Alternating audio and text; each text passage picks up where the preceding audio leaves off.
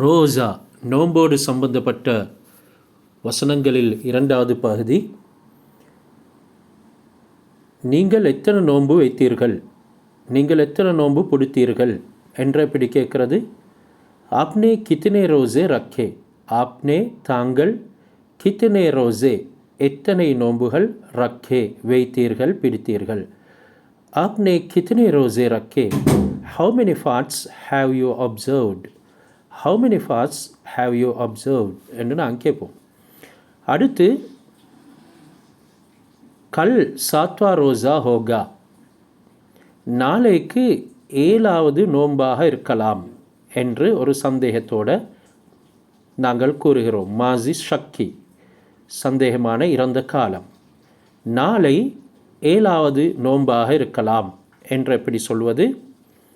கல் சாத்வா ரோசா ஹோகா, கல் நாளை, சாத்வா 7வது, சாத்வா 7வது, ரோசா ஹோகா நோன்பாக இருக்கலாம். கல் சாத்வா ரோசா ஹோகா, நாளை 7வது நோன்பாக இருக்கலாம். Tomorrow will be the 7th fast என்று சொல்லும் பொழுது கல் சாத்வா ரோசா ஹோகா. அடுத்து सहरी के लिए उठ जाओ, सहरी के लिए उठ जाओ. सहरी என்று சொன்னால் சஹர் செய்வதற்கு. நாங்கள் தூங்கி எழுந்து தஹஜ்ஜுடைய நேரத்தில் சஹர் உணவு உண்போம். அதற்கு சஹரி என்று உருதுவிலே கூறுவார்கள்.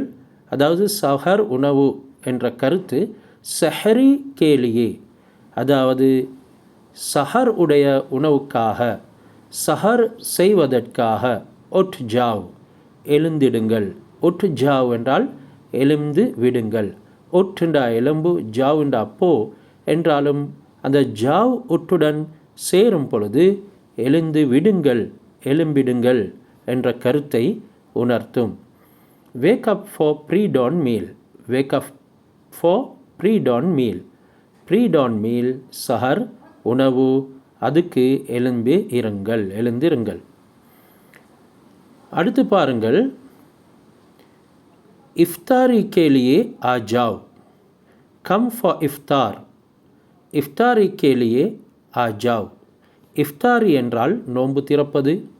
நோன்பு திறப்பதற்கு ஆ ஜாவ் வந்துடுங்க, வந்துவிடுங்கள். ஆவ் என்றால் வாருங்கள், ஆ ஜாவ் என்றால் வந்துவிடுங்கள். இஃப்தாரி கேலியே, இஃப்தாருக்காக வேண்டி, ஆஜாவ் வந்து விடுங்கள்.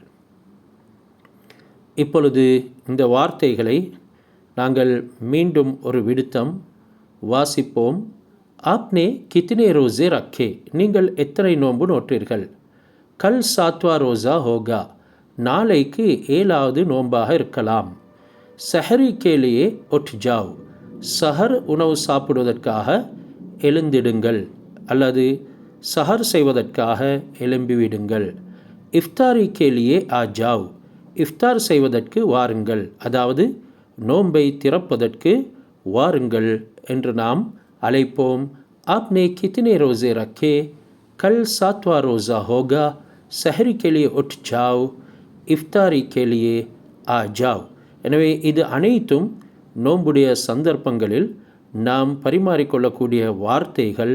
இவைகளை உருதுவில் ஆர்வமுள்ளவர்கள் அந்தந்த சந்தர்ப்பங்களில் பேசிக்கொள்ள வேண்டும்.